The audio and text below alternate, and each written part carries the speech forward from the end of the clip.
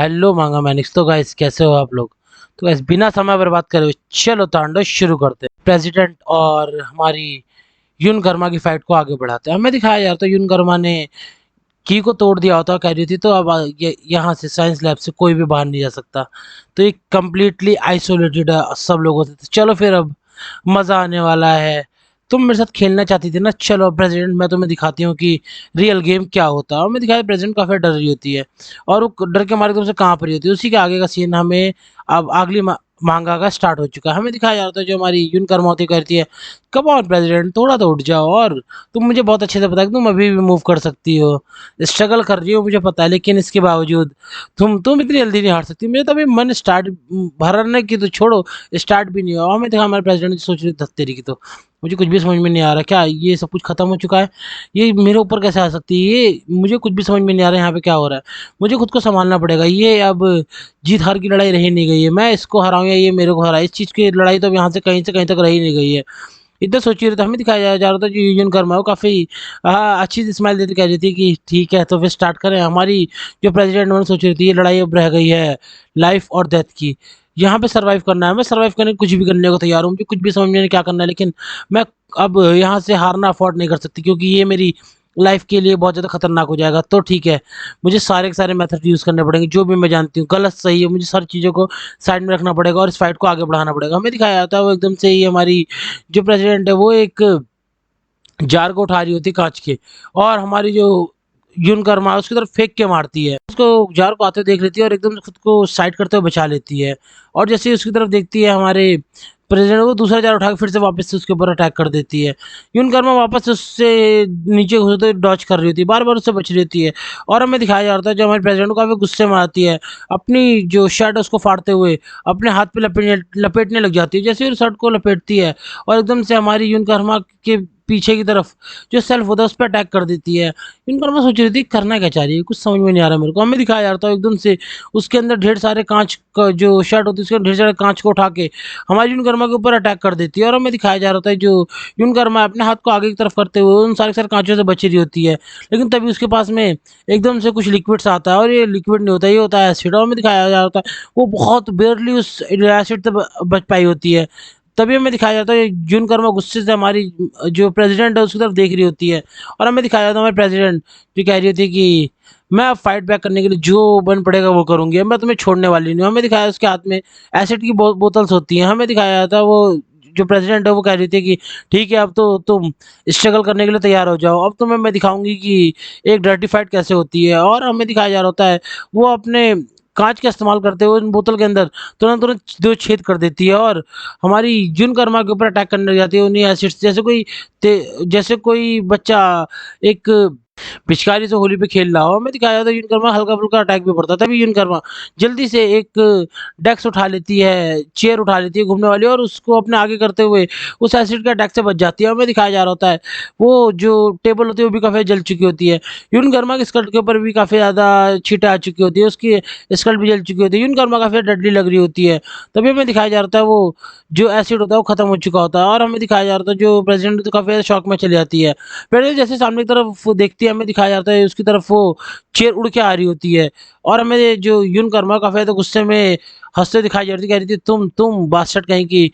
तुम्हारा water gun से खेलना अगर हो चुका हो तो ठीक है, फिर अब हम लोग आगे की फाइट स्टार्ट करें, क्योंकि अब तुम मुझे बोर कर रही हो और मुझे गुस्सा भी दिला रही हो। तभी हमें दिखाया जाता है जो प्रेसिडेंट होती है एकदम से हाथ ऊपर करके कह रही होती है कि कैसा रहेगा कि हम लोग इन सब चीज़ों को शांति से बैठ के बात करके चीज़ों को सॉल्व कर लें। तभी जो यून कर्मा होती चिल्ला कहती है बात करके कैसी बात कर रही हो तुम? तो अब तुम जाके अपनी लेट ग्रैंड मदर से जाके बात करना, मेरे से नहीं। और उसकी तरफ एकदम से अटैक करने के लिए तरफ दौड़ रही होती है हमारे प्रेसिडेंट के ऊपर। तभी हमें दिखाया जाता है प्रेसिडेंट हल्का सा सीरियस लुक देते हुए उससे कह रही थी ठीक है तुम यही चाहती हो तो। और एकदम से ही वो जो उसके सामने टेबल गिरी होती है उस पर खींच के किक मारती है, वो टेबल उठते हुए हमारी यून कर्मा की तरफ जाती है, यून कर्मा उसको नीचे की तरफ गिरते हुए डॉच कर लेती है। और हमें दिखाया जाता है जैसे वो उस टेबल के अटैक को संभाल रही होती है, तभी हमें दिखाया जा रहा है जो हमारी प्रेसिडेंट है वो वापस से दूसरी टेबल को उठा के हमारी जो यून कर्मा उसके ऊपर अटैक कर देती है। यून कर्मा पीछे के होते हुए उससे बच जाती है और तुरंत का तुरंत ही जो टेबल है वो उड़ते हुए हमें दिखाई जा रही होती है और तभी हमें दिखाया जा रहा होता है जैसे ही वो एकदम एक एंगल पे आती है, हमारी जो प्रेज़िडेंट होती है वो लात मार के उस टेबल को हमारी यूनकर्मा के ऊपर मार देती है और वो काफ़ी गलत तरीके से यूनकर्मा के ऊपर पड़ी। 2-3 उसके ऐसे पॉइंट्स होते हैं जो काफ़ी ज़्यादा खतरनाक तरीके से उस पे पड़े होते हैं। उसका जो यूलना होता है वो भी फ्रैक्चर हो जाता है, हाथ की हड्डी को कहते हैं यूलना। उसके बाद उसकी रिब्स वो भी फ्रैक्चर हो जाती है और उसका क्लेविकल जो हमारी गर्दन की हड्डी मतलब कंधे के पास की हड्डी होती है वो भी फ्रैक्चर हो जाती है और हमें दिखाया जा रहा होता है जो हमारी प्रेज़िडेंट होती है वो काफ़ी शॉक होकर कहती है मैंने हिट कर दिया, मेरी टाइमिंग बहुत सही थी। मैं अच्छे से फ़ील कर सकती हूँ इसकी बोन जो है वो फ्रैक्चर हो चुकी है। सच में मुझे अब समझ में आ चुका है इसका जो काफ़ी सारे हिस्से हैं वो फ्रैक्चर हो चुके हैं। अब इसका एक पंच चलाना इम्पॉसिबल है। ये अब मेरी विन है। मुझे लगा नहीं था लेकिन मैं जीत चुकी हूँ। जैसे वो ये सोचते हुए उसकी तरफ अटैक करने के लिए आगे बढ़ रही होती है तभी हमें दिखाया जा रहा होता है जो हमारी जून कर्मा उसने वापस से अटैक लॉन्च कर दिया होता है हमारे प्रेसिडेंट के ऊपर ही और हमें दिखाया जाता है जैसे उसके ऊपर अटैक लॉन्च होता है वो पीछे गिर जाती है उसके नाक पर अटैक लॉन्च हुआ होता है वो खुद को संभाल ही रही होती है तभी हमें पीछे दिखाया जा रहा होता है जो हमारी जून कर्मा कह रही थी ये हुआ क्या मेरा आर्म वो ऐसे कभी नहीं मूव हुआ सच में ये थोड़ा सा अननेचुरल है मेरे लिए मुझे अगर ढंग से सोचूं तो मुझे ऐसा लग रहा है कि मेरे क्रेविकल्स में कुछ दिक्कत आ चुकी है मैं 180 की बेंचिंग क्या अब नहीं मार पाऊंगी तभी एकदम से गुस्से में वो उसकी तरफ देखते हुए कह रही थी प्रेसिडेंट की तुमने सच में मुझे फ्रैक्चर करा तुम्हारी हिम्मत कैसे हुई ऐसा करने की तभी हमें दिखाया जाता है जो हमारी प्रेसिडेंट होती है काफ़ी डर चुकी कह रही थी कि क्या मैं बचने वाली नहीं हूँ लेकिन इसके बावजूद इसकी जो बोन है वो टूट चुकी है इसके बावजूद इसने इतना खतरनाक पंच कैसे चला लिया मुझे कुछ भी समझ में नहीं ये लड़की है क्या है ये कोई मॉन्स्टर है क्या तभी हमें दिखाया जा रहा था वो सोच रही थी कि ये कोई पेन वेन फील नहीं करती क्या तभी हमें दिखाया जाता है जो हमारी यून कर्मा होती है वो कह रही होती है कि सच में तुमने पहले मेरे ऊपर एसिड का इस्तेमाल किया फिर कुछ टूल्स भी स्विंग करे तुम हर एक डर्टी स्किल्स का इस्तेमाल कर रही हो जीतने के लिए ठीक है अब मैं भी कहीं से कहीं तक थोड़ा सा भी तुम पे दया नहीं दिखाऊंगी मैं तुम्हें कुछ अलग तरीके से टॉर्चर करने वाली हूँ तुम तैयार हो जाओ और तभी हमें दिखाया प्रेसिडेंट काफी डर रही थी कि प्लीज प्लीज मेरे क्लोज में मत आओ मेरे पास में आने की हिम्मत मत करो तभी हमें दिखाया जाता है वो कह रही तो ये सिर्फ चिल्ला रही होती तभी गेट के बाहर से आवाज आ रही होती कि कौन है अंदर गेट खोलो जल्दी गेट खोलो हमें दिखाया जा रहा है कि जो